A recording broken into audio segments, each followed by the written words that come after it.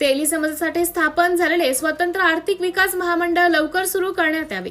मंगळवार दिनांक 10 मार्च रोजी खान्देश तेली समाज मंडळाचे धरणे आंदोलन। तेली समाजासाठी स्वतंत्र आर्थिक विकास महामंडळाची स्थापना करण्यात आलेली असून निवडणुकीपूर्वी सरकारने घोषणा केली होती की ते लवकरच सुरू करण्यात येईल। मात्र निवडणुकीला 1.5 वर्ष होऊनही महामंडळ अद्याप कार्यरत झालेलं नाही।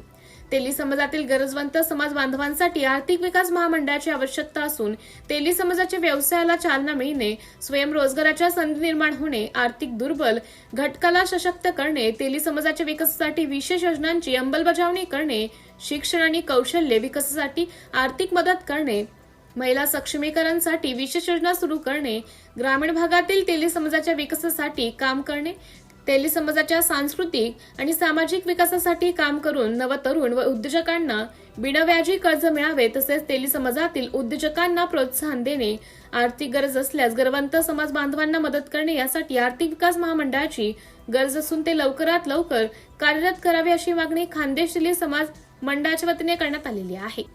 सरकारने जाहीर केल्याप्रमाणे लवकरात लवकर तेली समाजासाठी आर्थिक विकास महामंडळ कार्यरत व्हावे यासाठी खान्देश तेली समाज मंडळाच्या वतीने मंगळवार दिनांक 10 मार्च रोजी सकाळी 10 ते 5 या वेळेत जिल्हाधिकारी कार्यालयासमोर एक दिवसीय धरणे आंदोलन करण्यात येणार आहे। या आंदोलनामध्ये संपूर्ण महाराष्ट्र राज्यातील तेली समाजातील सर्व संघटना व संस्थांचे पदाधिकारी, सभासद, महिला मंडळाचे पदाधिकाऱ्यांनी उपस्थित राहावे असं आवाहन खान्देश तेली समाज मंडळाच्या वतीने करण्यात आलं आहे। सिटी इंडिया न्यूज साठी प्रतिनिधी राहुल चौधरी।